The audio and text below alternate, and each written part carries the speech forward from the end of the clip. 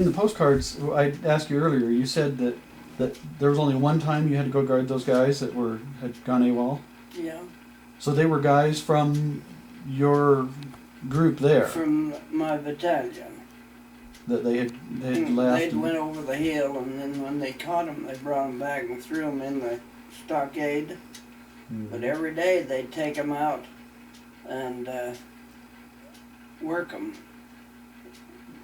Camp duties. Uh-huh. A lot of them done KP. Some of them cleaned up yard. Some of them washed windows in the barracks, and they worked them every day. So what did they do with them long term? Did they just kept them there and kept them working? They were sentenced for so long. Some of them got 30 days, some of them got 6 months. Huh. We had guys in there. There was one guy especially. He went over the hill twice. Oh. He just couldn't handle it. And he went over the hill twice, and they brought him back. And he was still in the stockade when we went on maneuvers. So they just left him. And after maneuvers, when we was moving to Texas, then they went and got him and brought him to Texas and served out the rest of his term in Camp Barkley. So what did they do when they got to the end of their term?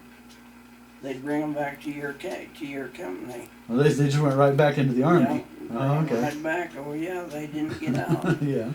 Yeah. Huh. His name. Let's see, what was his name? Slipped me. He was a little bit of a guy. Huh. He was from back east somewhere, and I don't know whatever became of him. Mm-hmm. I don't really know. But each out there was a lot of guys out of the whole division that was serving time for that. Mm-hmm. For going over the hill. Some of them went into town and got drunk and raised hell, and the MPs got them. And So it wouldn't necessarily be for trying to run away. They just got in trouble in town and stuff too. And they get so much in the clink. Hmm. Yeah. Mm-hmm. But they were, like when you were watching the ones you did the one day, they weren't confined in any way. I mean, they weren't. No, they was just under your guard. You just stood by them and watched them. You get orders that if they made a break and they got away, you served their term. Mm-hmm. Of course, we was right there on camp. They wouldn't have got very far. Yeah. Huh.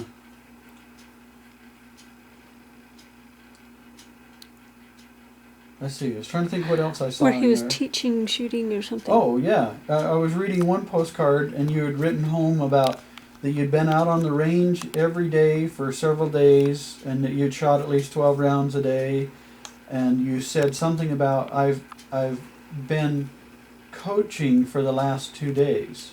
Yeah. Does that ring a bell to you? Yeah. Were you actually helping other people learn how to shoot then? When you was on the rifle range, you fired so many rounds. There was another guy to the side of you that coached you, and he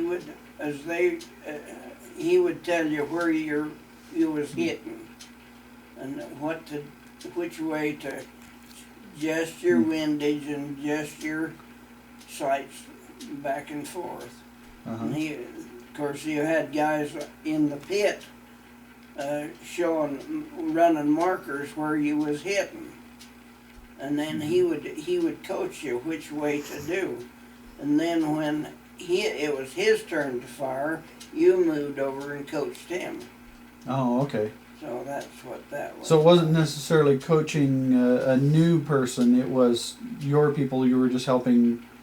They'd been there as long as you, and you were just helping them. Yeah. Oh, okay. Yeah. To start out with the first, then there was a non-com, or sergeant, or a corporal that coached you to start with for the first time, to get you, to let you know what to expect. Uh-huh. And reminds me one time we had this little Mexican guy. His name was Guadalupe Uresti. That was his Guadalupe Uresti. Uh-huh. He was a character. And we was out on the rifle range, and it came Guadalupe's turn to fire. He got down there. Of course, there was a whole line of us, and you had an officer that was running the firing line. He gave the orders. He'd get everybody ready, and he said, "Ready on the right." Everybody hollered, "Right, ready." Everybody on the left. He was standing in the middle, see? Yeah. Everybody on the right. And everybody hollered, "Ready." Everybody on the left. And everybody hollered, "Ready." And he said, "Prepare to fire." Rusty jumped up and held himself. He said, "I gotta pee, I gotta pee." Everybody just died laughing. So they had to start it all over again. We fell out one morning for reveille, and some of the guys had caught one of these little snapping turtles. And they stood right, the one guy that had the turtle stood right behind Guadalupe. Guadalupe was in the front rank. And the first sergeant called everybody to attention. And this guy reached out and put this turtle, snapped him on Guadalupe's pants, on the back of his pants. And then he nudged him, and Guadalupe glanced down and seen that, and he let out a yell, and he was hitting that thing, and he was jumping about that high. Everybody was supposed to be standing at attention.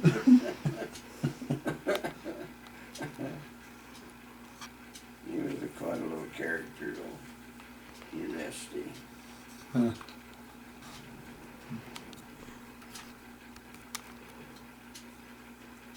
So it said in the one note you wrote home too, you said something about you'd gotten quite good at shooting and could hit the bullseye every time and stuff. Didn't I see you actually have a marksmanship medal or something?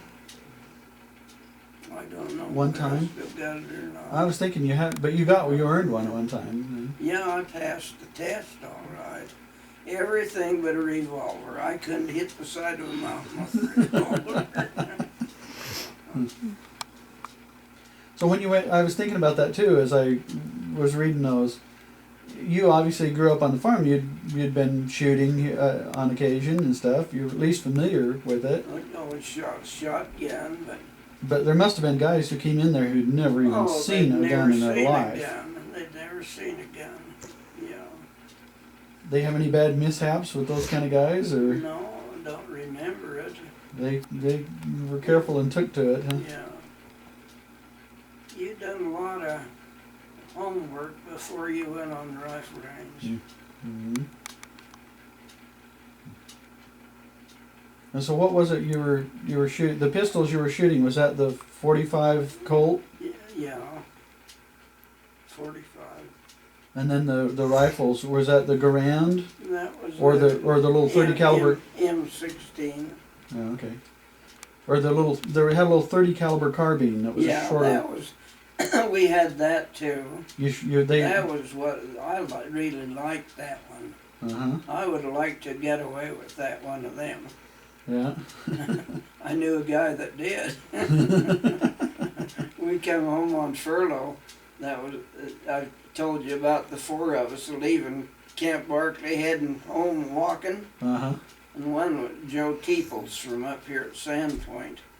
He had this package with him, and so after we got on the train out of Sweetwater, the next morning after we'd got to Sweetwater that night, and we got on the train the next morning, why, he said, "See what I got." He had one of them carbines he brought home with him. He said, "By hell, I'm going to have that no matter how I had to get it home." Jeez. They was about the size of a 22. Yeah, they're not very Just big. about like this 22 I got, but they shot a 30 caliber cartridge. Mm-hmm. And they was a deadly little weapon. Mm-hmm. And then we had that Tommy machine gun, or automatic Mm-hmm. too.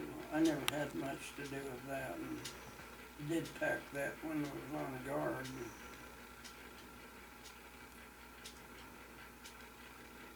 Oh, there's a lot of that kind of faded in the background. Yeah. So now, how many times did you come home on leave before you got hurt? I come home.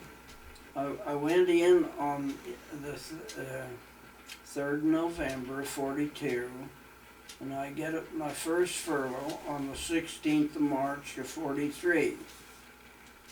And then I never got another furlough till I come home after I get hurt. Well, you know, Oh, okay. I come home at Thanksgiving after we moved from Tennessee after maneuvers. We went to Camp Barkley, and then I got a furlough just before Thanksgiving. I come home. That's the time we headed out walking out of Camp Barkley. And we got home, didn't get home till Thanksgiving Day. We got into Pocatello, and Dad and Veen and Dick picked me up there in Pocatello. And Hadley, that's the one from Swan Lake, his dad was there and met him. And then Teeples went on home. Mm-hmm. And we'd left Wyland. Wyland was one of the 4 that headed out of Barkley. And we left him in Cheyenne. And he was from Alliance, Nebraska. And his brother met him there. Picked him up in Cheyenne. And then the 3 of us come on to Pocatello. And me and Doug Hadley get off there. And Joe Teeples went on to Sandpoint. So most of the pictures of you in your uniform here at home were with Elaine, with the dog and everything. That was in March when you came back. Yeah, that was in March. And then I didn't get another furlough until I come out of Bushnell in the fall of 44. Oh, okay. I had 3 furloughs. Let's see, what else was I thinking?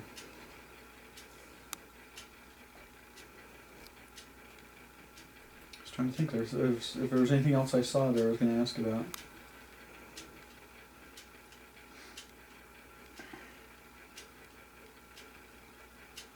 Letter writing. You wrote a lot of letters then. I mean, I was trying to look at dates, and it was like almost every week you I wrote. never went to town. I stayed home, stayed in camp and wrote letters. Yeah, I can say there were a couple of times even, I think it was like 10 days after you'd written one, you wrote another one, and you'd actually say in there, sorry, I haven't written. Yes. They said, they told the folks after I got hurt, they said that commanding that Colonel Myers or Colonel Meigs told Dad, he says, he got more mail than half the rest of the company. I got letters from Ellen and her kids, and Afton and her kids, and Elaine and the folks, and Henry and Roxy Drake. Mm-hmm. Roxy wrote to me, and several people around. Mm. I tried to answer them what I could. That's why I wrote so many postcards. Mm-hmm. It was all free mail, as long as you put your address on it. It was free mail. Mm-hmm. So letters were good, but he was probably writing to so many people so he'd get those boxes of cookies and stuff. I got a lot of stuff. Elaine sent me a lot of stuff. Jen always sent me candy and stuff like that, and cookies. And Probably one of the most popular guys in camp. Yeah. Yeah, they all shared with me. Yeah, I noticed there was a few references in the postcards thanking her for this. I got this package, or I got that package. So, yeah. We had one guy, he was from New York. I think he was Jewish. And his folks sent him salami, them great big rolls of salami. Mm-hmm. And he always shared that with all us guys.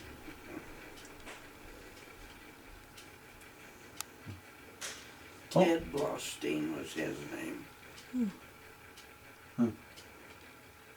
Oh, I know something else that I read in there that I hadn't realized before. I never heard you mention before. You were writing a note. You're writing these cards, and all of a sudden there was a card that says, "Well, I'm back to my home place," or something like that. And it said in there that you had been, well, a card or two before that, you'd made a reference to them coming through and picking guys, and you said 3 of your buddies got picked and sent out. They went to Africa. So just as soon as they got through basic training, they started coming in and picking people and sending them. Our division, we'd finished basic training on Thursday. That's before I come home on first furlough. Uh-huh. And I went to town, me and a couple of the other guys went into Clarksville. And we'd only been in there a little while, and the MPs come down the street and said, "All you 12th armored guys back to camp." So we just grabbed buses, and every 12th armored guy that was on pass went back to camp. The whole thing had been alerted. Mm-hmm. And we was booked to go to Africa. That's the time of the big push in Africa, Mm-hmm. the spring of '43. And all furloughs had been canceled. The guys that were on furlough was called right back to camp. And we went into about a week of intensive training. We hit the rifle range again, and we drove tanks, and we'd done most everything. Mm-hmm. And we were booked to go to Africa. And then the commanding general, old General Brewer, that was over the 12th Division, he went to bat for us, and he said, "They're green, they're just barely out of basic. They're no business to go." He said, "You've got divisions," now this come out afterwards. Mm-hmm. We've got divisions that has plenty training. So at the last minute they canceled it. Or we'd went to Africa. Mm-hmm. Hell, we'd have been cannon fodder. We didn't know, some of the guys didn't know which end of a rifle the bullets went in at that time. Mm-hmm. So that we cut awful close. Yeah. But they picked individual groups of people. They sent them out through, too? yeah. They come through and they picked certain guys, a lot of the guys that had been what they called the cadre, that had come from Fort Knox in there and to start the 12th Armored. See, they had prior training, a lot of prior training, and they picked certain guys, certain tank drivers, and certain different ones. Mm-hmm. And they went. We had some right out of our outfit that went. Mm-hmm. And then they done that again in the spring of '44, about a month before I got hurt. They come through and they took one whole battalion. They took the 44th Battalion, Tank Battalion. They took the whole battalion. And then they took different ones out of the other battalions to fill what they need, the amount of men they needed.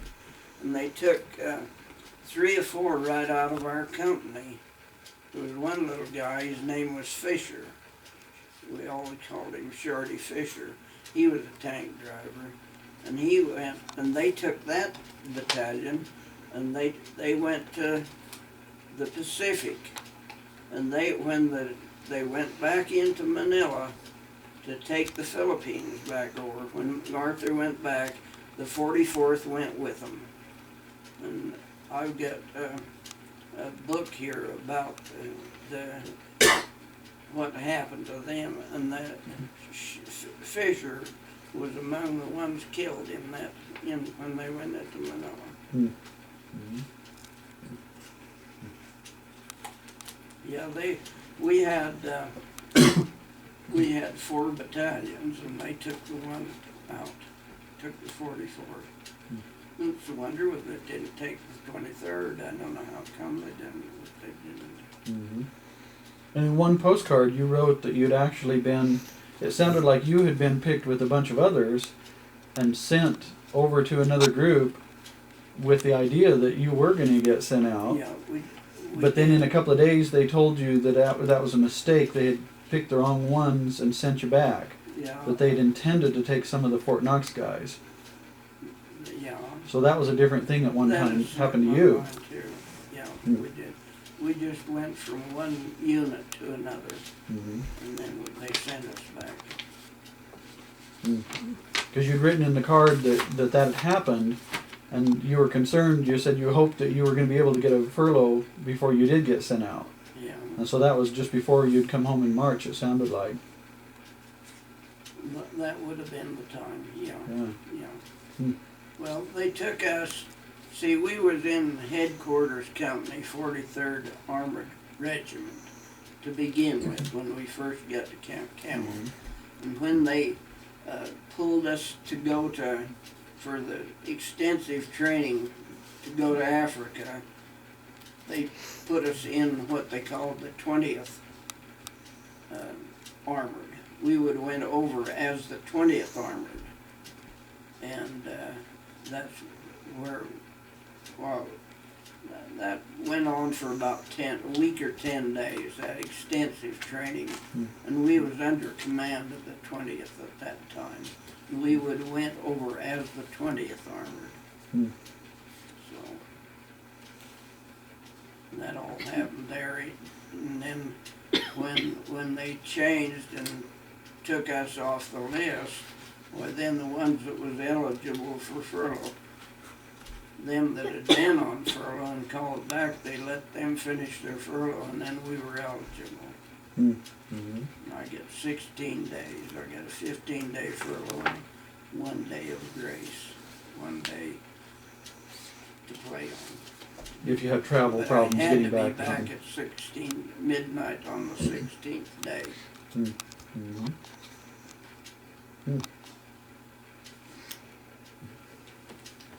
Okay.